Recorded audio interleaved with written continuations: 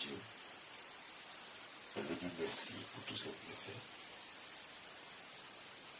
Il y a le Dieu vivant, le Dieu miséricordieux, le Dieu trois fois saint. Il y a le Saint des Saints. Il y a le Dieu vivant. Il a permis que tu sois là encore aujourd'hui.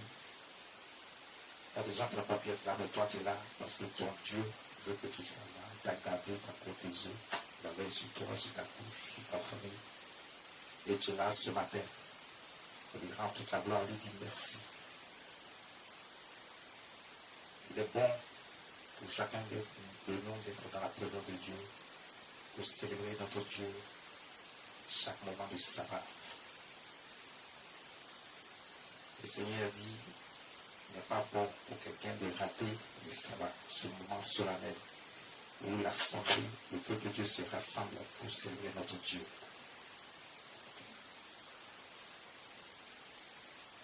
Ce matin, que chacun prenne sa Bible et dispose son cœur maintenant pour recevoir la parole de Dieu.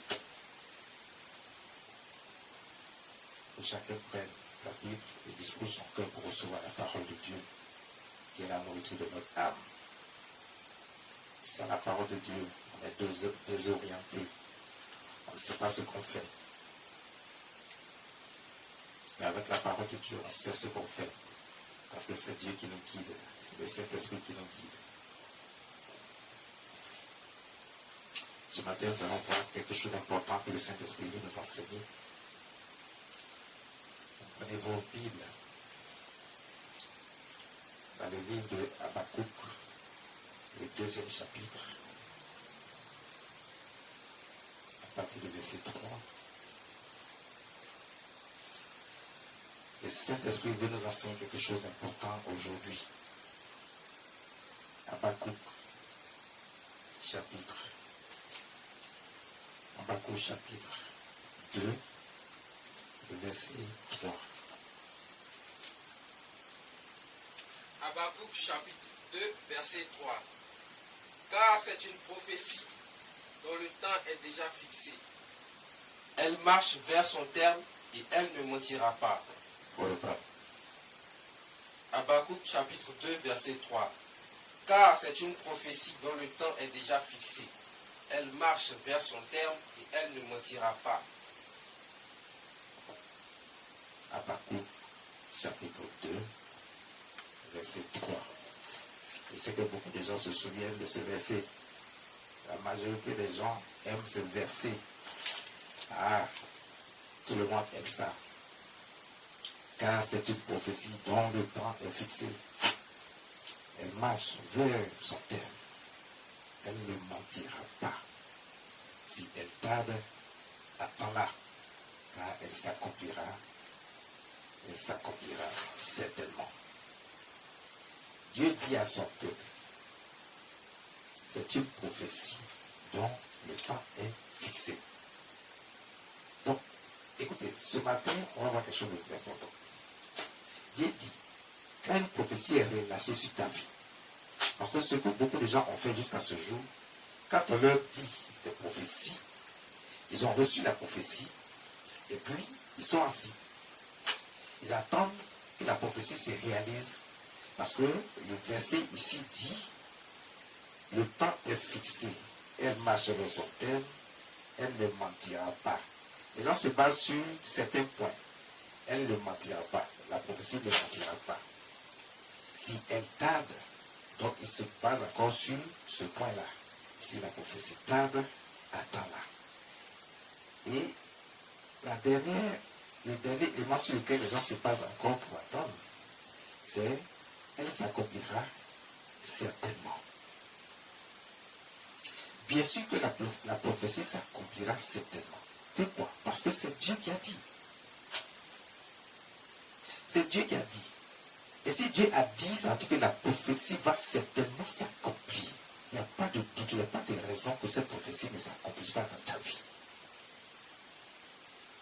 Mais il y a des points qu'il faut souligner. Il dit c'est une prophétie dont le temps est fixé. Dieu fixe un temps. Dieu fixe un temps.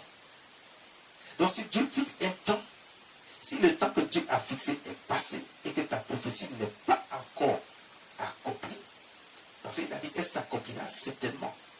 Mais n'oubliez pas qu'il y a un temps que Dieu a fixé pour l'accomplissement de la prophétie. Bien sûr, si Dieu dit un temps est fixé, ça veut dire que tu n'attendras pas éternellement l'accomplissement de la prophétie. Et c'est ce que beaucoup de gens n'ont pas compris. Ils attendent éternellement l'accomplissement de la prophétie dans leur vie. Pourtant, Dieu a dit, un temps est fixé. Donc, il y a le temps qui est fixé pour l'accomplissement de la prophétie dans ta vie. Par Dieu. La prophétie est en train de marcher pour aller à son terme. Pour aller au temps fixé pour son accomplissement. Je traite sur ces choses-là pour que vous puissiez comprendre de quoi il s'agit. La prophétie marche pour aller à son terme, vers son terme, comme dit la parole de Dieu, le verset ici. Pourquoi elle marche? Quand on dit elle marche, cela ne veut pas dire que la prophétie a des pieds pour marcher. Et c'est là que beaucoup n'ont pas compris et là où les gens font des erreurs. Parce que si Dieu a fixé un temps pour l'accomplissement de la prophétie, ça veut dire que pendant ce temps-là que Dieu a fixé, Dieu est en train d'observer quelque chose dans la vie de celui sur qui la prophétie a été délivrée, déclarée. C'est ça, elle marche pour aller vers son terme. Dieu est en train d'observer ta vie. Dieu est en train d'observer ton comportement. Dieu est en train d'observer ta façon de penser. Dieu est en train de voir si tu l'aimes réellement. Dieu est en train de voir si ce n'est pas par intérêt que tu es venu à lui et parce qu'il y a une prophétie sur ta vie que tu as accroché. Tu attends la réalisation, l'accomplissement de la prophétie. Donc, tu es juste là pour ça. Donc, le temps qui est fixé, Dieu est en train d'observer et la prophétie marche. Donc, ça veut dire que Dieu est en train d'observer. C'est ça la prophétie marche. Dieu est en train d'observer tout ce qui se passe dans ta vie. Est-ce que tu l'aimes réellement? Est-ce que tu lui fais confiance? Ou tu fais confiance à la promesse qu'il t'a faite seulement? Dieu observe toutes ces choses. Oui. Elle marche vers son terme. Donc ça dit, Dieu est en train d'observer tout ton comportement, ton attitude, ta façon de faire, ta façon de penser, ta façon d'être. Est-ce que tu es juste là par intérêt pour ce que Dieu veut te donner? Est-ce que tu aimes réellement Dieu? Tu es prêt à te soumettre à lui faire confiance dans toutes choses, à croire qu'il est le vrai Dieu? Est-ce que tu l'as accepté réellement? Est-ce que pour une situation donnée, tu ne te détournes pas de lui? C'est pour ça qu'il dit, la prophétie marche vers son terme. Donc pendant que Dieu est en train d'observer ça, il a fixé un temps. Hein? Le temps de l'accomplissement. Et lui, le temps qu'il a fixé, il dit, dans ce temps qu'il a fixé, la prophétie va s'accomplir. Parce qu'il a mis un temps. Si Dieu observe un certain nombre de choses dans ta vie, et qu'il voit que le temps qu'il a fixé pour l'accomplissement de la prophétie dans ta vie, le temps est arrivé à son terme, et tu n'as encore rien fait pour l'accomplissement de la prophétie dans ta vie, mais tu ne verras pas l'accomplissement de la prophétie dans ta vie parce qu'il y a un temps qui est fixé. Une fois le temps est fixé et que ce que Dieu attend de toi, il n'a pas vu, mais tu ne verras pas l'accomplissement dans ta vie. C'est comme ça que beaucoup de gens n'ont pas vu l'accomplissement de la prophétie dans leur vie. Pas parce que la prophétie n'est pas réelle. Pas parce que la prophétie a menti. Parce que Dieu a dit, et c'est là qu'on trouve encore ce point où il dit, la prophétie ne mentira pas. La prophétie ne mentira pas. Écoute.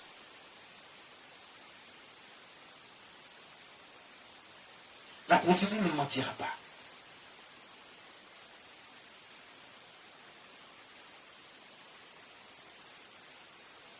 Dieu ne ment pas. Si tu n'as pas choisi Dieu lui seul, et que tu es éparpillé, tu es ici, tu es là, tu ne sais pas à qui te Parce qu'on t'a parlé de plusieurs dieux et toi tu crois à ça. Tu ne sais pas qu'il y a un seul et véritable Dieu qui a créé tout ce qui existe pour mettre en lutte toute ta confiance et totalement. Comme nous pères l'ont fait. Mais tu crois que ce que l'homme lui-même qui est autour de toi, dans ton environnement immédiat, qui est un être humain comme toi, qui est en train de dire un certain nombre de choses, et tu sais que ces choses ne sont pas vraies, ça ne vient pas de Dieu. Mais toi, tu crois à ça et tu marches avec. Parce que tu préfères la doctrine des hommes au lieu de la doctrine de Dieu, du Saint-Esprit.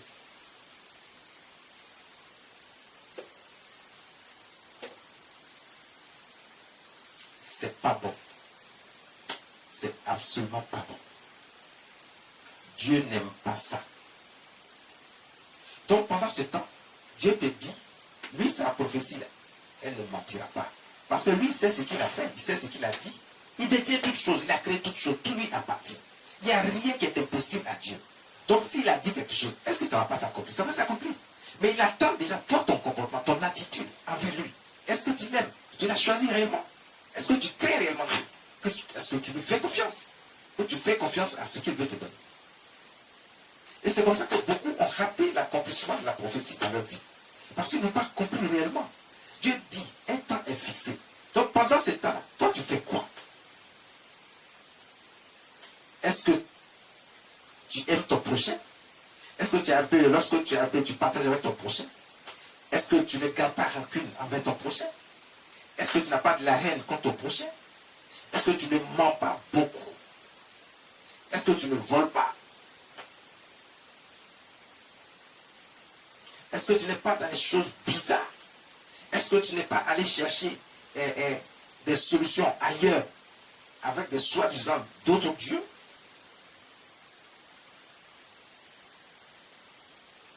Parce que quand tu n'es pas avec Dieu, la Bible dit, la parole de Dieu dit, tu es contre Dieu.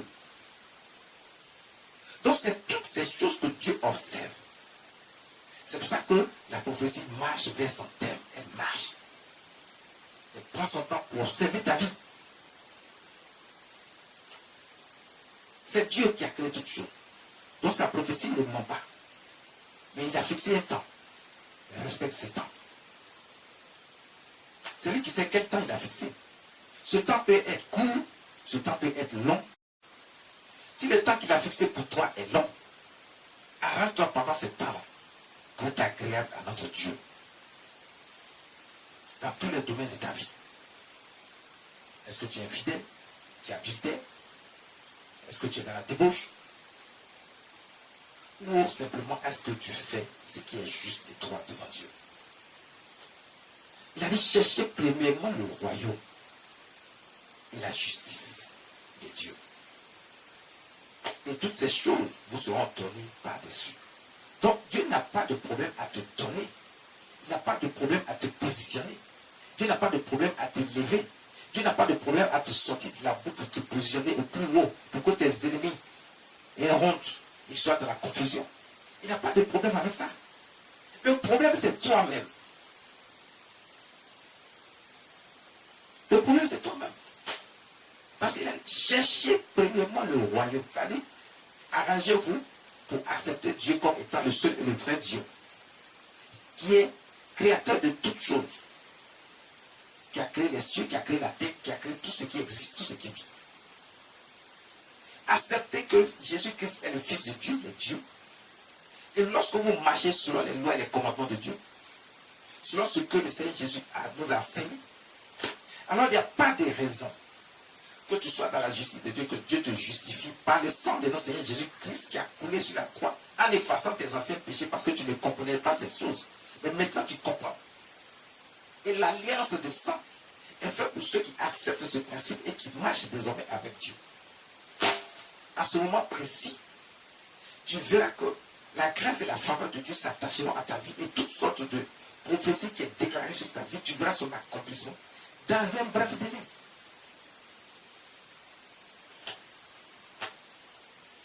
Le thème que le Saint-Esprit veut nous enseigner aujourd'hui, Dieu est en train de dire, ne rate pas l'ultime marche. Ne rate pas l'ultime marche. Ne rate pas l'ultime marche. Il y a des gens, la prophétie a été déclarée sur leur vie. La prophétie a été déclarée. Ils sont en train de partir vers l'accomplissement au temps fixé. Mais c'est au moment où ils sont presque arrivés, c'est là qu'ils sont découragés. Au moment où ils sont déjà arrivés, au moment où Dieu veut maintenant amener l'accomplissement de la prophétie qui ne ment pas dans leur vie, pour qu'ils voient réellement la main de Dieu dans la vie, la gloire de Dieu dans leur vie. C'est à ce moment-là qu'ils se découragent. C'est à ce moment-là qu'ils se détournent de Dieu. D'autres s'en vont voir ailleurs. D'autres ne croient plus en Dieu, n'ont plus la foi, ils ont perdu la foi. Alors qu'ils sont déjà arrivés au terme, au temps fixé. Ils ont tenu jusqu'à maintenant. Maintenant qu'ils doivent rentrer dans la grâce et dans la faveur de Dieu pour l'accomplissement de la prophétie dans leur vie, pour recevoir maintenant. C'est à ce moment-là qu'ils se découragent. C'est à ce moment-là qu'ils s'en vont voir ailleurs. C'est à ce moment-là qu'ils cherchent d'autres dieux, d'autres solutions ailleurs. Ils trouvent que Dieu, lui, il n'a pas la solution à leur problème. Mais si Dieu n'a pas la solution à ton problème, qui sur la terre des vivants et dans les cieux peut avoir la solution à ton problème? Puisque tout ce qui existe là, même les hommes vers qui tu t'en vas, ceux que tu crois qu'ils peuvent faire des choses rapidement pour toi, mais ils sont tous créés par Dieu. Et tout ce qu'ils font vient de Dieu. Il a dit tout ce qu'ils font. Dieu dit, ils utilisent les éléments de Dieu pour dire qu'ils peuvent faire, ils ont des pouvoirs. Non, ils n'ont aucun pouvoir pour accomplir ce que la prophétie dans ta vie. Parce que ce que Dieu t'a donné là, ce n'est pas un homme qui t'a donné. C'est Dieu qui t'a donné.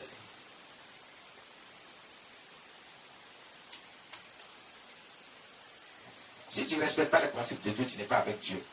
Ce n'est pas un féticheur, un marabout, un mystique. Les gens qui sont dans les sectes bizarres, qui vont pouvoir te donner. Je dis toujours aux gens, regardez, Dieu a créé tout ce monde-là. Satan lui-même qui a donné son petit pouvoir à ces sectes, à ces féticheurs, à ces marabouts, parce que c'est le petit pouvoir de Satan là qu'ils utilisent. Et vous croyez que c'est un pouvoir? Non, ce n'est rien, parce que ce pouvoir n'est même pas comparable au pouvoir de Dieu ni à la puissance de Dieu. Ce n'est absolument rien, on ne peut même pas les comparer. Quand tu prends le pouvoir de Satan qu'il a distribué aux gens qui sont dans les sectes, dans les choses mystiques ou dans le maraboutage, c'est des choses qui ne sont absolument rien, ils ne sont pas comparables. Ça veut dire que ça n'existe pas. Si on veut faire une comparaison, c'est comme si ce pouvoir n'existe pas. Voici la différence. Donc, on ne peut pas vous attacher à ces choses et puis croire que ces gens-là peuvent faire quelque chose pour vous. Pendant que tu crois que ces personnes-là peuvent faire quelque chose pour toi, Dieu peut mettre fin à ce qu'ils sont en train de faire. Il peut enlever le pouvoir, le petit pouvoir là qui est sur eux là, pour mettre fin à ce qu'ils sont en train de faire. Parce que toi, tu as laissé Dieu pour aller voir ailleurs. Et Dieu peut retirer le petit pouvoir qu'il a mis en eux. Il peut mettre fin à ce qu'ils sont en train de faire. Donc, il ne peut rien faire pour vous. D'ailleurs, tout ce qu'il vous propose sont des choses volées. Donc, Dieu peut arracher ces choses. Il peut bloquer ces situations. Dieu se le donne. Il dit, toutes ces choses vous seront données par-dessus. Si tu es avec Dieu, ce que tu attends, ce que tu cherches est ton héritage. Ça t'attend. C'est ton héritage. Ne rate pas l'ultime marche. La dernière marche, ça dit que tu prends l'escalier jusqu'à, on dit tu vas au 18e étage. Tu es au 18e étage, presque. Il reste juste une marche et puis tu es au 18e étage. Mais la seule marche qui reste pour être au 18e étage, là, dès que tu es arrivé et tu as vu la dernière marche, toi tu dis non, c'est trop compliqué. Viens faire là, c'est trop compliqué. Moi, je retourne. Et tu refais les 18 étages là encore en arrière. Parce que tu n'as pas compris que tu es déjà arrivé. Et que où tu es arrivé là, il suffisait de franchir la dernière marche, l'ultime marche. Pour recevoir la récompense, parce que c'est le temps de la récompense à ce moment précis. Les anges t'attendent pour te donner ce que tu attends. Dieu a déjà donné des instructions. Le Seigneur Jésus a déjà donné des instructions pour que tu reçoives, tu sois positionné. Tu quittes les problèmes, tu quittes les ténèbres, tu quittes la boue pour être positionné au plus haut niveau. Les anges t'attendent pour t'honorer. Et puis c'est à ce moment-là que toi tu te décourages et que tu cherches à aller trouver une solution ailleurs. ne rate pas l'ultime marche. C'est le thème que le Saint-Esprit nous enseigne aujourd'hui. Ne rate pas l'ultime marche. Qu'est-ce que le verset 4 nous dit? Voici, son âme s'est enflée. Elle n'est pas droite à lui. Mais le juste vivra par la foi. Le juste vivra par la foi. Crois en ce que Dieu a promis pour toi. Crois à ça. Aie confiance. Donc tu as besoin d'une foi, une grande foi, une foi importante, une foi qui ne tarit pas.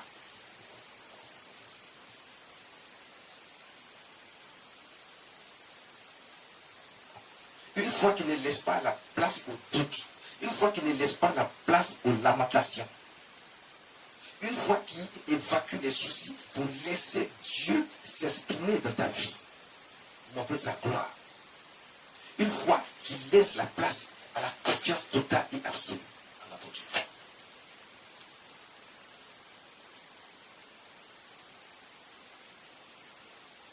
Ne laisse pas.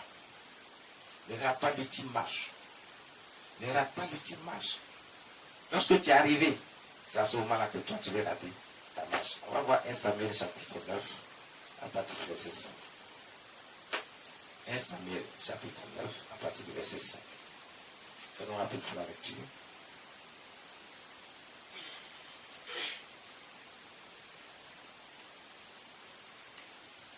Samuel chapitre 9 verset 5. Il était arrivé dans le pays de Souf.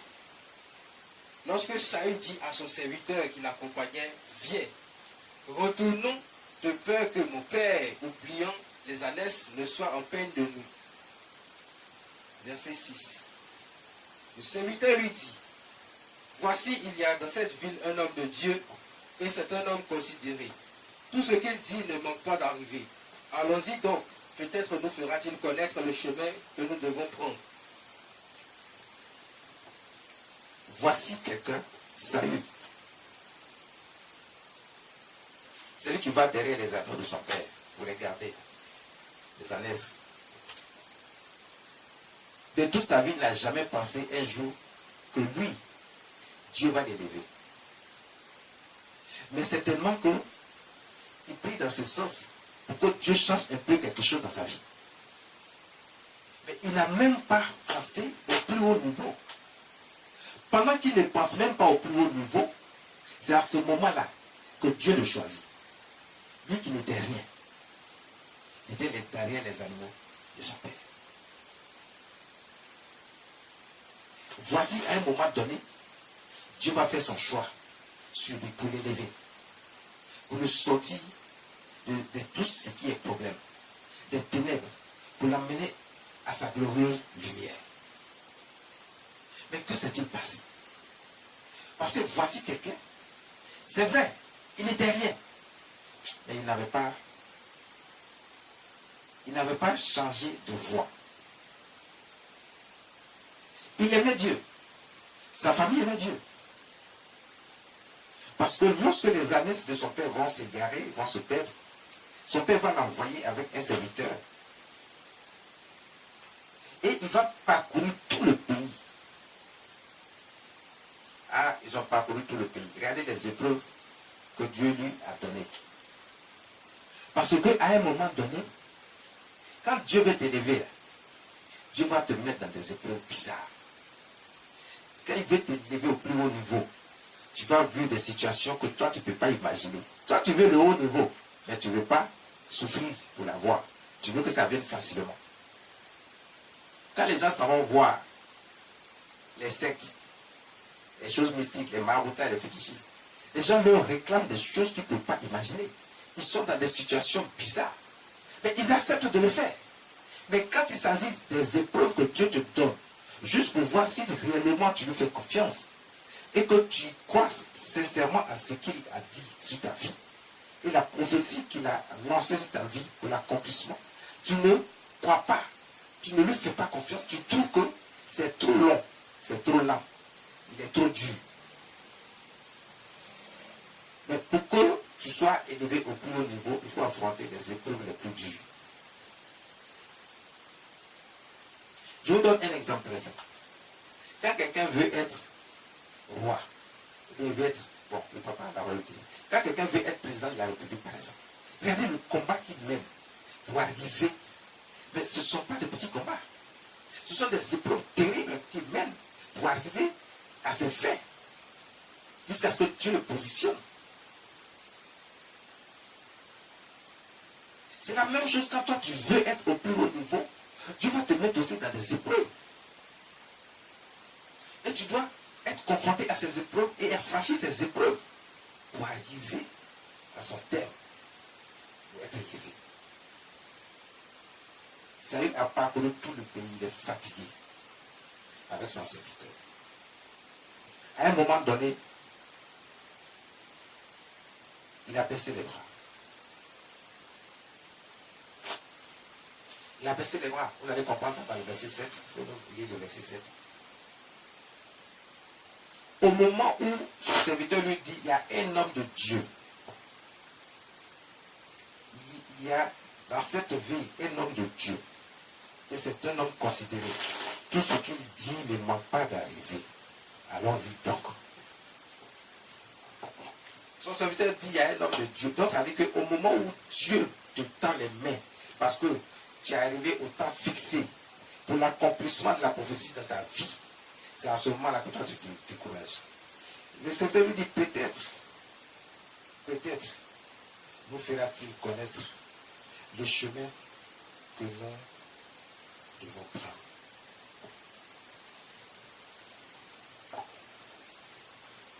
Le serviteur dit, alors vois l'homme de Dieu.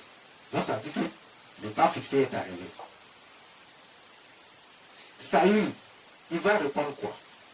Qu'est-ce qu'il dit? Saül dit à son serviteur, mais si nous y allons, que porterons-nous à l'homme de Dieu? Car il n'y a plus de provisions dans nos sacs, et nous n'avons aucun présent à offrir à l'homme de Dieu. Qu'est-ce que nous avons? C'est vrai. La parole de Dieu le dit et c'est très clair. On ne peut pas aller voir Dieu les mêmes vides. On ne peut pas consulter Dieu les mêmes vides. On ne peut pas voir Dieu les mêmes vides. Il faut toujours aller avec une offrande. Quel que soit le type d'offrande, il faut toujours aller. Quand tu vas vers Dieu, pour consulter Dieu, il faut toujours une offrande. Saül le savait. Mais là, la réalité, c'est que le diable va faire. Parce qu'effectivement, ils ont parcouru tout le pays, donc tout ce qu'ils avaient en main, eux-mêmes, ils ont fini de consommer tout. Que ce soit l'argent ou les provisions, tout. Ils ont tout consommé. Maintenant, il se décourage parce qu'il est arrivé à la dernière marche où Dieu lui tend la main pour l'accomplissement de sa prophétie sur sa vie. C'est à ce moment-là qu'il se rend compte qu'ils n'ont plus rien pour offrir à l'homme de Dieu. Mais on a toujours quelque chose à offrir à l'homme de Dieu. C'est parce que les gens ne veulent pas le faire qu'ils pensent qu'il n'y a rien à offrir à l'homme de Dieu. Parce que quelle que soit l'offrande que tu vas offrir, c'est l'action là que Dieu regarde. Donc le type d'offrande, seulement il ne faut pas rester juste les mains vides, mais il faut faire quand même un geste qui vient de ton cœur. Et ce geste-là, c'était l'ultime marche. Il n'avait pas ça. Parce que lui, il sait que tout a été consommé. Et son serviteur va lui dire non. Quand Dieu dit la prophétie ne ment pas, c'est là que tout prend son sens. Lui pense qu'il n'y a plus rien pour atteindre la dernière marche. Et son serviteur lui dit ah non, il y a encore quelque chose pour juste franchir la dernière marche. L'ultime marche. Pour aller recevoir la récompense. Lui-même, il ne savait pas, il n'y croyait pas. Son serviteur dit, j'ai encore quelque chose ici, avec moi. Il dit, j'ai quelque chose avec moi. Nous allons prendre ça, nous allons aller voir l'homme de Dieu.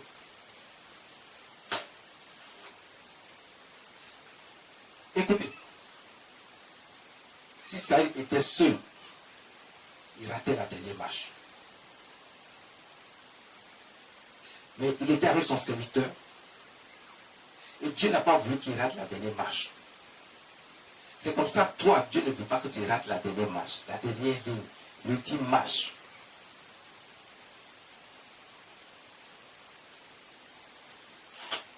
Au moment où tu dois recevoir la récompense, Dieu ne veut pas que tu rates ça. Ne change pas d'avis. Ne te décourage pas. Aie toujours confiance en Dieu. Ne retourne pas en arrière. Ne va pas voir d'autres dieux. Reste avec Dieu. Tu es à l'ultime marche. Tu es à l'ultime marche. Tu es à l'ultime marche. Il a demandé à son serviteur, qu'est-ce que nous avons? Il dit, j'ai encore un peu d'argent ici. On va aller offrir ça à l'ordre de Dieu et il va nous aider.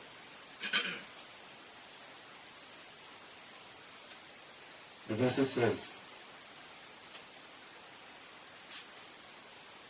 Verset 16.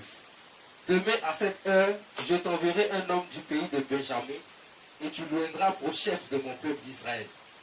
Il sauvera mon peuple de la main des Philistins, car j'ai regardé mon peuple, parce que son cri est venu jusqu'à moi.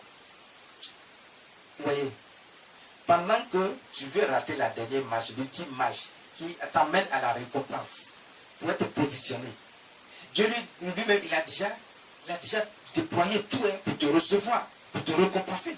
Mais toi, tu ne sais même pas qu'il a déjà tout déployé pour te récompenser. C'est dans ce moment-là que toi, tu changes d'avis.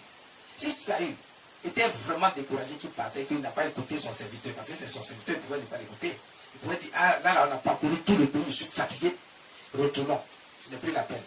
Qu'est-ce qui prouve qu'on va trouver ce temps de Dieu? Mais Dieu avait déjà tout préparé pour le recevoir. Mais lui ne savait pas. C'est comme ça que Dieu a tout préparé pour te recevoir, pour l'accomplissement de la prophétie dans ta vie. Mais tu ne sais pas. Au moment où il faut aller maintenant à la récompense, c'est là que tu changes d'avis. C'est là que tu te décourages. C'est là que tu crois que Dieu ne peut rien faire pour toi. C'est là que tu crois que Dieu lui prend son temps. Dieu ne prend pas son temps. C'est toi que Dieu regarde. Tu arrives à l'ultime marche et c'est là que tu peux retourner. Alors que Dieu a déployé toutes choses. Dieu veut, pendant que lui il était en train de dire qu'il n'y a plus rien, il doit retourner. Dieu avait déjà dit à l'homme de Dieu, le prophète Samuel, il lui a dit, demain à la même heure, j'envoie quelqu'un vers toi. Tu vas le oindre comme roi. C'est lui que j'ai choisi. Dieu t'a choisi pour t'élever, pour te positionner. Et tu ne sais même pas. La prophétie a été relâchée sur ta vie. Parce qu'il y a des épreuves dans ta vie. Toi, tu laisses l'ultime marche, la dernière marche qui reste pour recevoir ta récompense, et tu retournes dans autre chose qui n'a rien à voir avec Dieu. Pourquoi tu fais ça?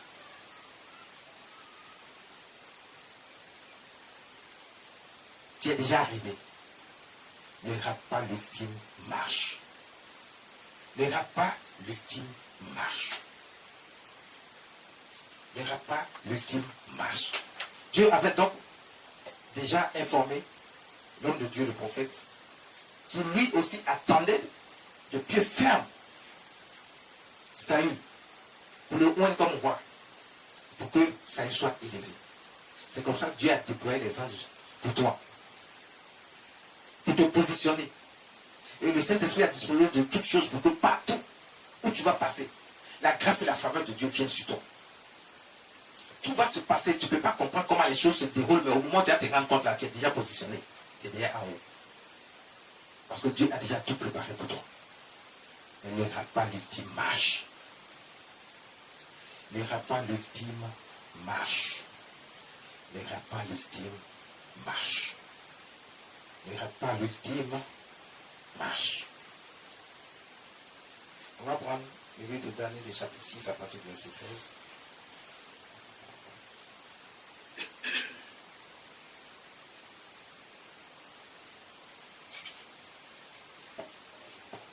Daniel chapitre 6, verset 16. Daniel chapitre 6, verset 16. Alors le roi donna l'ordre. On emmena Daniel et qu'on le jeta dans la fosse aux lions. Le roi prit la parole et dit à Daniel, puisse ton Dieu que tu sers avec persévérance te délivrer. Puisse ton Dieu que tu sers avec persévérance te délivrer. Daniel, parce qu'il est avec Dieu, les épreuves vont venir. Dieu lui-même va envoyer les épreuves dans la vie de Daniel. Parce que Daniel aimait Dieu, il marchait avec Dieu. Donc ce n'est pas parce que tu es avec Dieu que tu n'auras pas d'épreuves. C'est ce que tu dois comprendre en fait. Parce qu'il y a des épreuves, Et les plus difficiles même là, c'est Dieu qui envoie ça dans ta vie. Mais Dieu veut voir comment tu vas réagir. Dieu veut voir comment tu vas réagir. On décide de faire jeter Daniel dans la fosse au lion pour que les lions le mangent. Quelle épreuve! Parce que Dieu voulait élever Daniel, qui avait été emmené dans ce pays étranger comme esclave. Il était avec beaucoup d'autres jeunes. Et il était avec 3 de ses compagnons. Parce que Dieu voulait élever Daniel et ses compagnons. Dieu lui a donné de ces épreuves que tu ne peux pas imaginer. Ses compagnons devaient être jetés dans la fournaise ardente. Mais quand ils devaient être jetés dans la fournaise ardente, au moment où ils sont arrivés à ce stade de leur vie, ils n'ont pas flanché. Ils ne se sont pas lamentés. Ils ont fait confiance à Dieu. Ils ont gardé leur confiance, ils ont dit au roi, le Dieu que nous servons nous délivrera. Et Dieu les a délivrés parce qu'ils ont jeté les compagnons de Daniel dans la fournaise ardente. Ils étaient 3. Et lorsque ceux qui les ont jetés, ils ont ouvert la fournaise, la porte de la fournaise, ils ont jeté, ceux qui ont jeté les compagnons de Daniel ont été consumés dehors. Mais les compagnons de Daniel, ils sont restés intacts dans la fournaise. Et le roi de très loin, il voyait une 4e personne qui était avec eux. Pourtant, ils sont 3. Il demande autour de lui, mais on avait jeté combien de personnes? On lui dit 3. Il dit, mais je vois une 4e personne. Oui, parce que Dieu envoie toujours quelqu'un dans l'épreuve pour toi. Tu crois que Dieu t'a abandonné parce qu'il t'a mis dans les épreuves? Non. Dieu ne t'abandonne pas parce qu'il a mis des épreuves difficiles devant toi. Ce n'est pas parce qu'il te met dans les épreuves que Dieu t'abandonne. Dieu ne t'abandonne pas. Mais pendant qu'il te met dans les épreuves, Dieu attend que tu réagisses en sa faveur. Dieu veut que tu te souviennes qu'il est Dieu et il est capable de tout et rien ne lui est impossible. Que quelle que soit la situation, lui seul, il est capable de tout. Il est le Dieu de l'impossible, il peut te délivrer de tout. Donc il peut te donner tout. Il a tout créé. Et il est au-dessus de toute puissance. Qu'est-ce qu'il ne peut pas faire pour toi? Qu'est-ce qu'il ne peut pas faire? Qu'est-ce que Dieu ne peut pas faire pour toi? Dieu peut tout. Les compagnons de Daniel sont sortis de la fournaise ardente intacts. Rien n'a été consumé sur eux, même pas leurs cheveux. Daniel aussi. Dieu a envoyé un ange fermer la bouche des lions pour qu'ils ne mangent pas Daniel. D'autres même se sont constitués comme lit. Il s'est couché, il a dormi. Au petit matin, le roi qui a jeûné et prié pour Daniel, il pensait que Daniel était mort, mais il avait dit à Daniel que ton Dieu, que tu sais avec persévérance, te sauve. Et le Dieu de Daniel l'a sauvé. Et le roi lui-même, qui n'était pas encore à ce moment-là avec le Dieu de Daniel, il croyait que Daniel avait raison, il lui faisait confiance. Il a jeûné et prié le Dieu de Daniel. Mais pendant qu'un roi même qui était déjà roi, qui avait déjà tout à sa disposition, il craint Dieu et qu'il croit que Dieu, le seul et le vrai créateur des cieux et de la terre, existe et qu'il faut s'attacher à lui. C'est à ce moment-là que toi tu te détaches de lui, tu te décourages pour aller voir ailleurs. Le roi lui-même, il a jeûné, il a prié pour Daniel. Le Dieu de Daniel, pas un autre Dieu. Daniel a été sauvé. Le roi est venu très tôt le matin. Il crie, il espérait que Daniel réponde et ce qu'il a aspiré, il a eu. Il crie, Daniel, Daniel. Sa voix ne sort même pas parce qu'il pensait que Daniel était mort. Mais en même temps, il espérait que Daniel soit vivant. Et Daniel a répondu. Dieu t'a mis à l'épreuve. Mais Dieu ne t'a pas abandonné parce qu'il t'a mis à l'épreuve. C'est toi qui crois que Dieu t'a abandonné parce qu'il t'a mis à l'épreuve. Dieu n'abandonne pas. Donc pendant que Dieu est avec toi, dans les épreuves difficiles, toi tu crois que Dieu t'a abandonné. Alors que tu es arrivé à l'ultime marche pour recevoir la récompense. Et c'est à ce moment-là que tu te décourages. Ne fais pas ça. C'est là que Dieu t'observe, c'est là que Dieu t'attend. C'est là que Dieu t'attend. L'ultime marche. ou le temps de la récompense. Ne rate pas l'ultime marche ou le temps de la récompense. Dieu est avec toi.